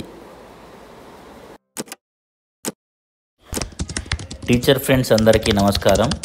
ఈ మధ్య మన రాష్ట్రంలోని ఎడ్యుకేషన్ డిపార్ట్మెంట్లో బాగా పాపులర్ అయిన అప్డేట్ టోఫెల్. ఈ విద్యా సంవత్సరం నుంచి మన రాష్ట్ర ప్రభుత్వం టోఫెల్ని మన కరికులంలో భాగం చేసింది. దానిలో భాగంగానే వారానికి 3 రోజులు టోఫెల్ క్లాసెస్ జరగాలని నిర్ణయించడం, దానికి అదనంగా ఇప్పుడు ప్రతిరోజు వారంలోని ప్రతిరోజు టోఫెల్ క్లాస్ జరగాలని 2 రోజుల క్రితం ప్రొసీడింగ్స్ ఇచ్చింది. దానికి సంబంధించిన పూర్తి డీటెయిల్స్ తెలుసుకునే ప్రయత్నం చేద్దాం. టోఫెల్ ఎందుకు అంటే ఎర్లీ లాంగ్వేజ్ ప్రొఫిషియన్సీని పిల్లలు సాధించడానికి, తర్వాత గ్లోబల్గా చాలా పోటీతత్వాన్ని తట్టుకోవడానికి, తర్వాత ఉన్నత విద్యను అభ్యసించాలంటే టోఫెల్ స్కోర్ని ప్రామాణికంగా తీసుకుంటారు కాబట్టి దాన్ని ఇప్పటి నుంచే పిల్లల్లో ఇన్కల్కేట్ చేయాలనే ఉద్దేశము. తర్వాత కెరీర్ పరంగా కూడా మంచి అడ్వాన్స్మెంట్ లభిస్తుంది. కల్చరల్ అవేర్నెస్ జరుగుతుంది. అంటే కల్చరల్ డిఫరెంట్ కల్చర్స్ వ్యక్తులు ఏ విధంగా మాట్లాడతారు, ఏ యాస మాట్లాడతారు అనేది కూడా అర్థమైపోతుంది. తర్వాత స్టాండర్డైజ్డ్ అసెస్మెంట్, పేరెంటల్ ఇన్వాల్వ్మెంట్, తర్వాత పోటీతత్వం ఇవన్నీ కూడా ఉద్దేశంగా గవర్నమెంట్ పెట్టుకుంది. అదేవిధంగా టోఫెల్ని ఇంట్రడ్యూస్ చేయాల్సిన ఆవశ్యకత ఏంటి, దాని యొక్క ఆబ్జెక్టివ్ ఏంటి అనేది కూడా ఈ స్లైడ్లో మనం చూడవచ్చు. సెప్టెంబర్ 27వ తారీఖున కమిషన్ ఆఫ్ స్కూల్ ఎడ్యుకేషన్ వాళ్ళు రిలీజ్ చేసిన ప్రొసీడింగ్స్ ఇవి. కాకపోతే సబ్జెక్ట్లో 5 periods per week from classes 3 to 9 అని ఇచ్చారు. కాకపోతే 3 to 5 క్లాసెస్కి 6 పీరియడ్స్, తర్వాత 6 to 9 క్లాసెస్కి 5 పీరియడ్స్ ఉన్నాయి. డీటెయిల్డ్ ప్రొసీడింగ్స్లో దానికి సంబంధించిన క్లారిటీ ఉంది. ఫుల్ డీటెయిల్స్ కనుక ఒకసారి మనం చూస్తే ఈ పారాగ్రాఫ్లో మనకి పూర్తిగా అర్థమైపోతుంది. దీంట్లో 3వ పారాగ్రాఫ్ను ఒకసారి చూడండి. Accordingly it is decided to allocate 6 periods in every week for TOEFL for classes 3, 4, 5 and 5 periods in every week for TOEFL for classes 6, 7, 8, 9 except Saturday due to most of the Saturdays weightage have fallen either holiday or bagless day. యాక్చువల్గా higher క్లాసెస్లో bagless day ఉండదు. ఏదో ప్రొసీడింగ్స్లో కూడా ఇలా పొరపాట్లు జరగకుండా చూసుకోవాలి government కూడా. గతంలో ఏ విధంగా ఉంది, తర్వాత సీఎం గారితో జరిగిన మీటింగ్ దాన్ని రిఫరెన్స్ 2లో ఇచ్చారు. తర్వాత కమిషనర్ ఆఫ్ స్కూల్ ఎడ్యుకేషన్ వాళ్ళ రిఫరెన్స్ని 3గా ఇచ్చారు. ఆ డీటెయిల్స్ని కూడా మనం ఇప్పుడు దీంట్లో చూడవచ్చు. దీన్ని బట్టి మనం అర్థం చేసుకోవాల్సింది ఏమంటే క్లాసెస్ 3, 4, 5కి 6 పీరియడ్లు, క్లాసెస్ 6 to 9కి 5 పీరియడ్లు TOEFL ఉంటుంది. అంటే రెగ్యులర్ సబ్జెక్ట్తో ఏమాత్రం తీసిపోకుండా దానికి రెగ్యులర్ సబ్జెక్ట్స్కి ఎంత ఇంపార్టెన్స్ అయితే ఇస్తున్నామో అంత ఇంపార్టెన్స్ TOEFLకి కూడా ఇవ్వాల్సి ఉంటుంది. పీరియడ్ అలొకేషన్ ఏ విధంగా ఉండాలనేది ఈ టేబుల్లో క్లియర్గా ఇచ్చారు చూడండి. రెగ్యులర్ సబ్జెక్ట్కి 8 పీరియడ్స్, ఆ విధంగా మొత్తం చూసుకుంటే ఈవీఎస్తో కలిపి 30 పీరియడ్స్ ఉంటాయి. తర్వాత TOEFLకి 6 పీరియడ్స్ ఉంటాయి. తర్వాత ఫిజికల్ ఎడ్యుకేషన్ కానివ్వండి, అదర్ కో కరిక్యులర్ యాక్టివిటీస్ మొత్తం కలిపి 18 ఉంటాయి. ఒక వారానికి 48 పీరియడ్లు ఉంటాయి. ఈ విధంగా ఇదంతా ప్రైమరీ క్లాసెస్ గురించి. హయ్యర్ క్లాసెస్లో 5 పీరియడ్లు ఏ విధంగా అలొకేట్ చేయాలనేది దీంట్లో క్లియర్గా మెన్షన్ చేశారు. దీన్ని ఒకసారి చూడవచ్చు. తర్వాత TOEFLని 6 పీరియడ్లు లేదా 5 పీరియడ్లుగా ఇచ్చిన తర్వాత రెగ్యులర్ సబ్జెక్ట్ అనేది బోధించడానికి కాస్త మనకి సమయం సరిపోకపోవచ్చు. దాన్ని దృష్టిలో పెట్టుకుని గవర్నమెంట్ ఏం చేసిందంటే ఇంగ్లీష్ సబ్జెక్ట్కి సంబంధించిన కొన్ని చాప్టర్స్ని డిలీట్ చేసింది. ఆ డిలీట్ చేయాల్సిన అవసరం ఎందుకు వచ్చింది, ఏంటి, దానికి సంబంధించిన పూర్తి details general guidelines followed in rationalizing the syllabus, అంటే సిలబస్ని తగ్గించడానికి మేము ఫాలో అయిన గైడ్లైన్స్ అంటూ కొన్ని గైడ్లైన్స్ ఇచ్చింది. గతంలో ఎప్పుడు కూడా సిలబస్ని ఎందుకు తగ్గించారు ఏంటి అనేది గైడ్లైన్స్ బహుశా ఇవ్వలేదనుకుంటా. ఇప్పుడు మాత్రం దానికి సంబంధించిన ఏ చాప్టర్ ఎందుకు డిలీట్ చేస్తున్నారు, ఏ విధంగా డిలీట్ చేస్తున్నారు అనేది కూడా చాలా క్లియర్గా ఇచ్చారు. క్లాస్ వైజ్గా ఏ చాప్టర్స్ డిలీట్ చేశారో ఒకసారి చూద్దాము. 3rd క్లాస్లో చూసుకుంటే యూనిట్ 5, యూనిట్ 8ని డిలీట్ చేశారు. అంటే the good Samaritan, king Sibi and the dove, ఈ 2 చాప్టర్స్ని డిలీట్ చేశారు. ఈ 2 చాప్టర్స్ని ఎందుకు డిలీట్ చేశారో కూడా చాలా క్లియర్గా ఇచ్చారు. Both are religious and more stories can be used for no back day. They are little difficult to comprehend compare to other chapters అని ఇచ్చారు. ఇది చాలా వాస్తవం కూడా. ఈ 2 చాప్టర్స్లో ఇచ్చిన లాంగ్వేజ్ కానివ్వండి, ఫ్రేజెస్, వర్డ్స్ కానివ్వండి చాలా డిఫికల్ట్గా ఉన్నాయి. ఈ 2 చాప్టర్స్ డిలీట్ చేయడం అనేది చాలా మంచి పరిణామం. అదేవిధంగా వీటితో పాటు వర్క్ బుక్ ఎక్సర్సైజెస్ కూడా డిలీట్ చేశారు. క్లాస్ 4లో Birbal caught the thief, the tree and the river, ఈ 2 చాప్టర్స్ దీనికి సంబంధించిన వర్క్ బుక్ ఎక్సర్సైజెస్ డిలీట్ చేయబడ్డాయి. క్లాస్ 5లో కబడ్డీ, తర్వాత అ బర్త్డే లెటర్, ఈ 2 చాప్టర్స్ దీనికి సంబంధించిన వర్క్ బుక్ ఎక్సర్సైజెస్ 2 డిలీట్ చేయబడ్డాయి. క్లాస్ 6లో ఫెయిర్ ప్లే, వొకేషన్, తర్వాత ద బనియాన్ ట్రీ, ఈ 3 చాప్టర్స్ మరియు దీంతో పాటు supplementary reader, a pact with the sun, ఈ 4 చాప్టర్స్ డిలీట్ చేశారు. క్లాస్ 7లో యూనిట్ 5 మరియు యూనిట్ 7 ఈ 2టిని డిలీట్ చేశారు. తర్వాత దాంతోపాటు సప్లిమెంటరీ రీడర్లో యాన్ ఏలియన్ హ్యాండ్ కూడా డిలీట్ చేశారు. 8th క్లాస్లో యూనిట్ 5, యూనిట్ 7 అంటే the summit with in, the school bye, ఆ విజిట్ టు క్యాంబ్రిడ్జ్, ఈ పాఠాలు, దాంతోపాటు దానికి సంబంధించిన సప్లిమెంటరీ రీడర్లో ఉన్న పాఠాలు the treasure with in, ancient education system of India, ఈ పాఠాలు రిమూవ్ చేయబడ్డాయి. 9th క్లాస్లో యూనిట్ 7, యూనిట్ 9, అదేవిధంగా సప్లిమెంటరీ రీడర్లో weathering the storm in Ersama, the beggar, ఈ పాఠాలు రిమూవ్ చేయబడ్డాయి. 3, 4, 5 క్లాసెస్లో 6 పీరియడ్లు, 6, 7, 8, 9 క్లాసెస్లో 5 పీరియడ్లు ఏ విధంగా ఇచ్చుకోవచ్చో మోడల్ టైం టేబుల్ని కూడా ఇక్కడ ప్రొవైడ్ చేస్తున్నాము. ఒక స్కూల్ వారు తయారు చేసుకున్న మోడల్ టైం టేబుల్ ఇక్కడ మనకి చాలా ఉపయోగపడుతుంది. 3, 4, 5 క్లాసెస్లో 6 పీరియడ్స్ దీంట్లో మీరు చూడవచ్చు. తర్వాత 6th క్లాస్లో 5 పీరియడ్స్ వచ్చేటట్టుగా దీంట్లో ప్రొవైడ్ చేశారు. తర్వాత 7th క్లాస్లో 2 సెక్షన్స్ ఉన్నాయి ఆ స్కూల్లో. 2 సెక్షన్లో కూడా ఒక్కో సెక్షన్లో 5 పీరియడ్లు చొప్పున ఇచ్చుకున్నారు.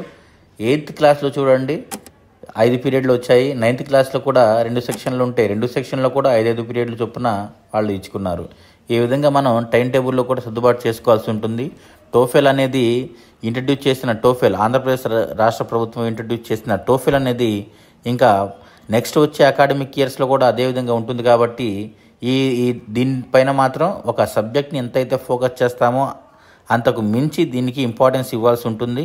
కాబట్టి ఈ టైం టేబుల్ చేంజ్ చేసుకోవడం కానివ్వండి, తర్వాత చాప్టర్ వైజ్గా టోఫెల్ని సర్దుబాటు చేసుకుంటూ టోఫెల్లో ఉండే అన్ని కాంపోనెంట్స్ని కవర్ చేస్తూ ప్రతిరోజు టోఫెల్కి సంబంధించిన యాక్టివిటీస్ మనం చేయించాల్సి ఉంటుందని గమనించాలి.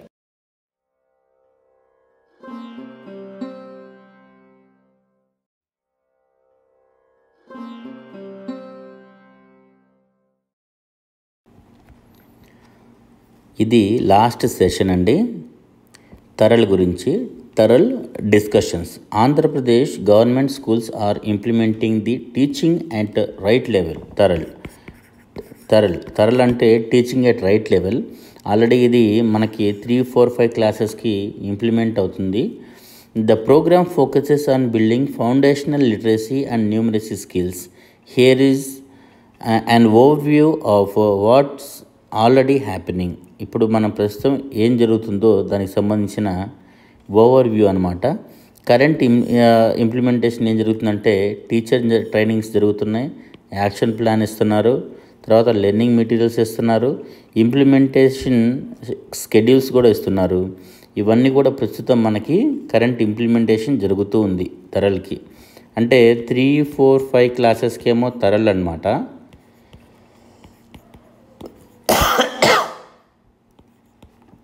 1, 2 క్లాసెస్కి ఎఫ్ఎల్ఎన్ అంటారు. ఎఫ్ఎల్ఎన్ అంటే 60 days, 120 days అని ఇంకా 2 రకాలుగా జరుగుతుంది. 120 days అంటే కంప్లీట్గా అంగన్వాడీ వాళ్ళకి, 60 days కంప్లీట్గా 1, 2 క్లాసెస్కి, 1, 2 క్లాసెస్ డీల్ చేసే టీచర్స్కి.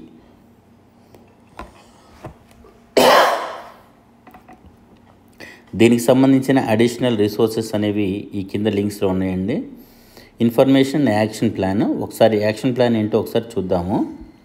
ఇంకా దీనికి డీటెయిల్డ్గా మనకి ఇన్ఫర్మేషన్ కావాలనుకుంటే ప్రథమ్ వాళ్ళ వెబ్సైట్ కూడా ఉంది, దీంట్లో కూడా చూడవచ్చు. ప్రస్తుతానికి మనం యాక్షన్ ప్లాన్ చూద్దాం.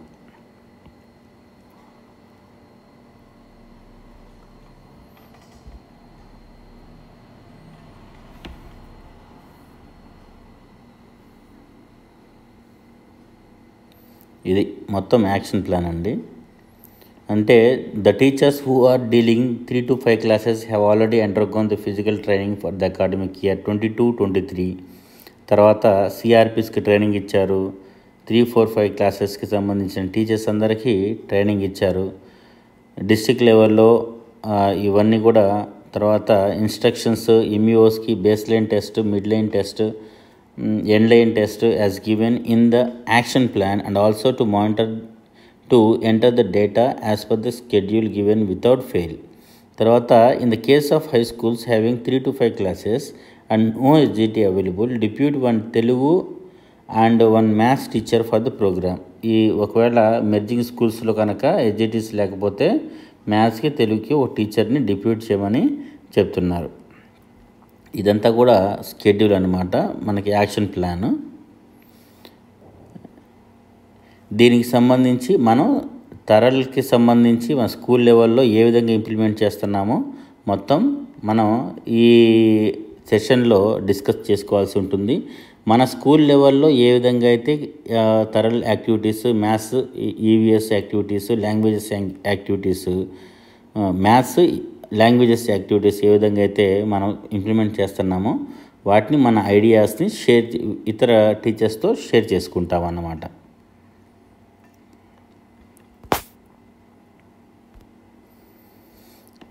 ఇంకా దీనికి సంబంధించిన అడిషనల్ రిసోర్సెస్ కావాలనుకుంటే ప్రథమ్ వాళ్ళ వెబ్సైట్ కూడా చూడవచ్చు.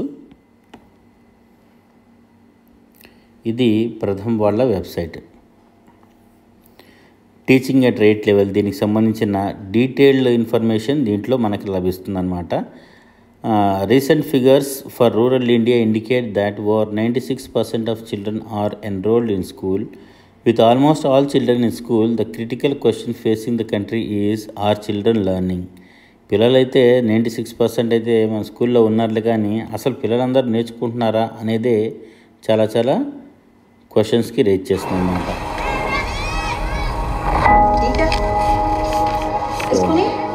తరగతికి సంబంధించిన ఒక video. Around the globe, the belief was that if you open a school, children will learn. But children are not learning. For example, in India, 97% children are enrolled in schools, but approximately 50% children go to 5th grade and cannot read a second grade paragraph. The question to be asked is why? All human knowledge is stored in words and numbers. If you don't have foundational skills, all doors to acquiring wider knowledge are closed. And that's, I think, a global problem. In the Pratham program, it takes 50 days for a child to learn to read. If that is possible, how long will it take for 100 million children to read? Is the answer 50 times 100 million, or are we talking about 50 days?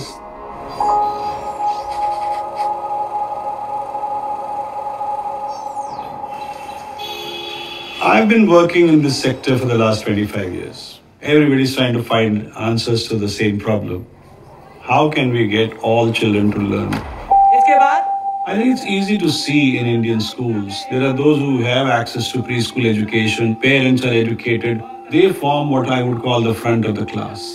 And the remainder who don't have preschool education, they form the back of the classroom. And the teacher actually more engaged with the front of the classroom. And the back of the classroom gets more and more neglected. I think that needs to be shaken up and said, do something about it. Pratham's solution for this problem is called teaching at the right level. हाथ ऊपर करो, जोर से लाओ, जितनी जोर से हो सके. पहले हम लोगों से अपना व्यवहार, उसके लिए कुछ गतिविधियां करना जरूरी होता है. उनके साथ कुछ बातचीत पर्सनल करना, उनका जान पहचान बनाना, तो बच्चे और रिलैक्स हो जाते हैं उससे. हम दोनों लोग मिलकर पढ़ेंगे, नहीं? The place to start is always assessment. We show a piece of paper with some words, some alphabets, and some long paragraphs. Depending upon which one children can read, that is the level of the child. Instead of teaching children at every age grade, we actually try to group children according to levels.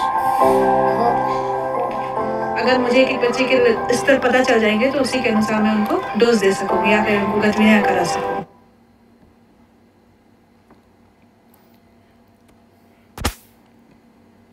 ఈ విధంగా మన ఏరియాలో కూడా చాలా చాలా problems face చేస్తూ ఉండొచ్చు.